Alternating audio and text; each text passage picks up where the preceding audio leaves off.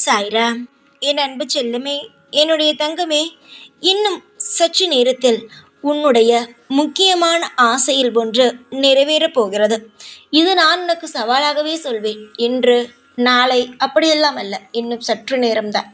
எப்படி சாயி, சீக்கிரத்தில் நடக்கும் என்றால் நடக்கும். என் மீது நம்பிக்கையை நீ எப்படி வைத்தாய்? திடீரென்று தானே வைத்தாய்.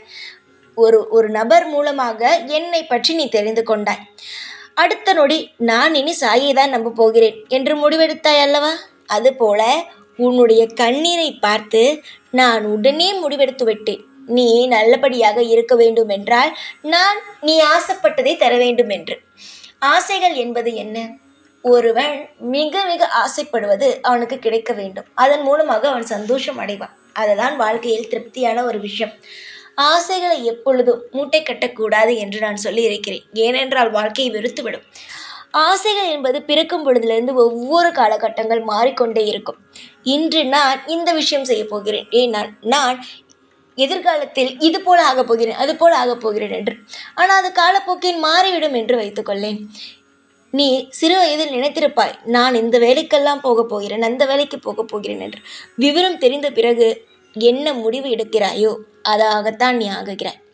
சில காலகட்டங்களில் அது அப்படியே மாறி வேறு வேறு பாதையில் சென்று விடுகிறீர்கள். இது வாழ்க்கை. ஆனால் ஆசை என்பது மாறிக்கொண்டே இருக்கும் தங்கமே. ஆனால் இதுவரைக்கும் நீ நினைவு தெரிந்ததிலிருந்து உன்னுடைய வாழ்க்கையில் ஒரு வசதியான வாழ்க்கை வேண்டும் என்று உனக்கு தோன்றும். ஆனால் அதற்கு வேலை வேண்டும். வசதி வேண்டும் என்றால் எப்படி? பணம் எல்லாம் இருக்க வேண்டும். நிம்மதியான வாழ்க்கை இருக்க வேண்டும். இதுதான் வசதி. அதற்கு முக்கியமாக வேலை. வேலை இருந்தால்தானே பணத்தை பார்க்க முடியும். எங்காவது கிடைக்குமா? கீழே இருந்து பணம் கிடைக்குமா? இல்லை போகும் இடத்தில் யாராவது அவ்வளவு பணத்தை அள்ளிக்கொண்டு உனக்கு தருவார்களா? அப்படி கிடையாது. வேலை மட்டும்தான் ஒருவனை பணக்காரனாக ஆக்கும். அது எப்படிப்பட்ட வேலை கிடைக்கிறது என்பது மட்டும்தான் பார்க்க வேண்டும்.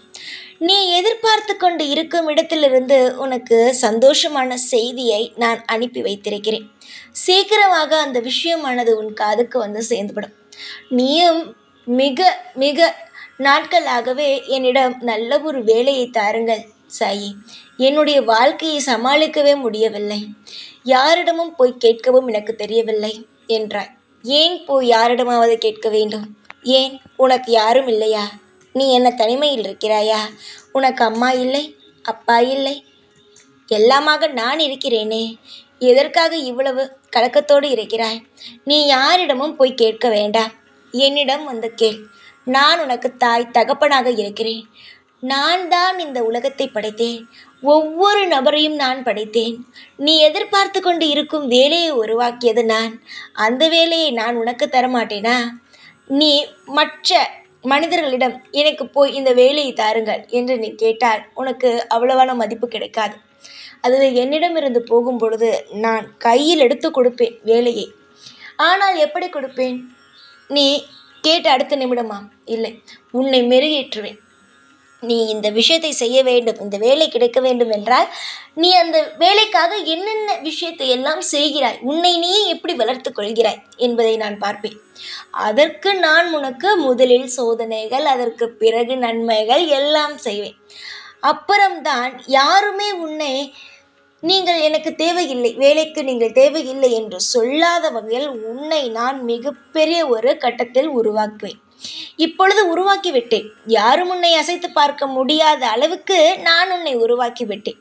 யாரும் இனி உன்னை நிராகரிக்க மாட்டார்கள். உன்னிடம் இந்த ஒரு விஷயம் இல்லை, இந்த ஒரு விஷயம் சிறப்பாக இல்லை என்று யாருமே இனி உன்னை நிராகரிக்க மாட்டார்கள்.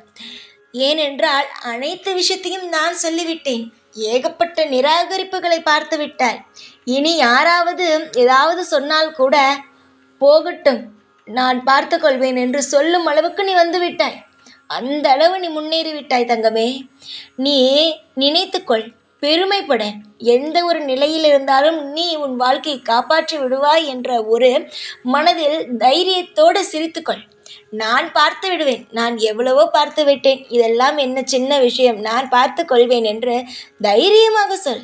எல்லா விஷயத்தையும் துணிச்சலோடு தானே நீ எதிர்கொள்கிறாய்.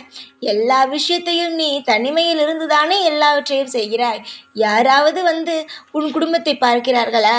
யாராவது வந்து நீ இவ்வளவு கஷ்டப்படுகிறாயே, உனக்கு உதவி செய்யட்டுமா என்று கேட்கிறார்களா? யாருமே கிடையாது. நீதான் அனைத்து விஷயத்தையுமே செய்து கொண்டு இருக்கிறாய். பிறகு எதற்கு கவலை? இனி உன்னை யாரும் நிராகரிக்க முடியாது. இந்த வேலையிலும் நீ அந்த அளவுக்கு தயாராக இருக்கிறாய். நான் உனக்கு வேலையை தர முடிவெடுத்து விட்டேன். உன் வாழ்க்கையை நீ ஆசைப்பட்ட அளவுக்கு நிம்மதியான ஒரு வசதியான வாழ்க்கை, நீ உன் குடும்பம் சந்தோஷமாக இருக்கும் அளவுக்கு திருப்திகரமான வாழ்க்கையை நான் தர முடிவெடுத்து விட்டேன். இதற்கு மேல் என்னுடைய முடிவு மாறாது. நீ வேலைக்கு போவது வேலைக்கு போவது தான். உன்னுடைய வாழ்க்கையை நீ சந்தோஷமாக பார்க்க போகிறாய். சந்தோஷமாக உன் வாழ்க்கையில் இருக்க போகிறாய். இதற்கு மேல் யாரும் வந்து உன்னிடம் இது சரியில்லை, அந்த விஷயம் சரியில்லை என்றெல்லாம் சொல்ல மாட்டார்கள். நானோ விடமாட்டேன். நல்லதையே செய்வேன். நல்லதையே உன்னை வாழ வைப்பேன். எக்காரணம் கொண்டும் எந்த ஒரு குறையையும் உன்னை பார்த்து சொல்ல முடியாது. உன்னிடம் இது இல்லையம்மா, நீ இந்த விஷயம் செஞ்சியா, அந்த விஷயம் செய்தியா என்றெல்லாம் சொல்ல முடியாது. அந்த அளவுக்கு நீ தயாரான நிலையில் இருக்கிறாய். சோதனைகள் கொடுத்தாலும் இந்த சாயாகிய நான் உன்னை வாழ வைப்பேன். சோதனைகள் என்பது வாழ்க்கையில் நிரந்தரம் இல்லை என்பதை நீ இனிமேல் தான் புரிந்து கொள்வாய்.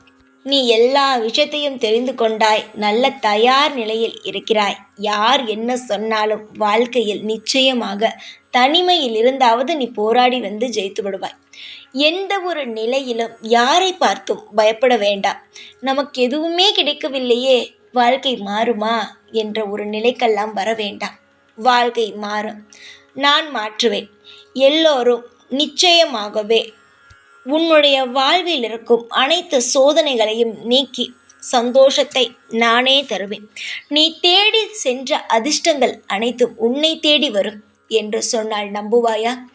நீ அலைந்தாய், எல்லா விஷயத்திற்கும் ஓடி ஓடி அலைந்தாய். அப்பொழுதெல்லாம் கிடைக்காத விஷயங்களானது உன் வாழ்க்கையில் இப்பொழுது கிடைக்கப் போகிறது தங்கமே. இது நான் உனக்கு சொல்லும் ஒரு விஷயம் கிடையாது. இது நான் உனக்கு முடிவு செய்து வைத்திருக்கும் விஷயம். இது சாதாரணமான விஷயம் என்று நீ நினைக்கிறாய். கிடையாது. இது நான் உன் வாழ்க்கையில் முடிவு செய்து விட்டேன். இதுதான் நடக்கும், இப்படித்தான் இருக்கும் என்று நான் முடிவு செய்த ஒரு விஷயம் இது. இதை நீ சாதாரணமாக எடுத்துக்கொள்ளவே கூடாது. இந்த நேரம் நான் உனக்கு இதை சொல்லிவிட்டேன். அமைதியோடு இருக்க வேண்டும். தைரியத்தோடு இருக்க வேண்டும். எந்த ஒரு நிலையிலும் நீ கவலைப்படாமல் அமைதியோடு எல்லா விஷயத்தையும் ஒரு நாளும் ஒரு பொழுதும் நீ வாழ்க்கையை நினைத்து கலங்க வேண்டிய அவசியமானது கிடையாது. உன் வாழ்க்கை நல்ல முறையில் இருக்கிறது. சோதனைகளை கண்டு நீ இதுதான் வாழ்க்கை என்ற முடிவுக்கு வந்துவிடாதே.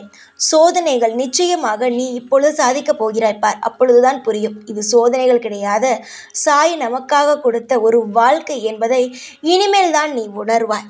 போக போக உன் வாழ்க்கையில் நடப்பதை பார்க்கும் பொழுது உனக்கே பூரிப்பாக இருக்கும். நம் வாழ்க்கையா இப்படி வரிசையாக எல்லாம் நல்லதாகவே நடக்கிறது, எல்லா விஷயங்களும் நமக்கு சாதகமாகவே நடக்கிறது, நிறைய விஷயங்கள் நாம் புதிதாக செய்ய ஆரம்பித்து விட்டோமே என்று உனக்கு தோன்றும். நம்முடைய வாழ்க்கையில் இருக்கும் கஷ்டங்களானது குறைய ஆரம்பித்து விட்டது என்று நீயே உனக்குள் நீயே திரும்பி பார்க்கும் பொழுது அந்த வாழ்க்கை இது இல்லையே என்று நீயே திரும்பி பார்க்கும் பொழுது வியப்பாய். உன்னுடைய கண்ணீரை துடைக்க வந்த சாய், உன்னை வாழ வைக்க வந்த சாய், ஒரு நாளும் உன்னை எந்த நிலையிலும் கலங்க வைக்கவே மாட்டேன். பொறுத்திருந்து எல்லா விஷயத்தையும் என்னிடமிருந்து பெற்றுக்கொள். அவசரம் வேண்டாம். நிலையாக கிடைத்தாலும் அது அனைத்தும் நிரந்தரமாக உனக்கு கிடைக்கும். இந்த சாயாகிய நான் எல்லா நிலையிலும் உனக்காகவே இருந்து வழிகாட்டுவேன். ஓம் சாய்ராம்.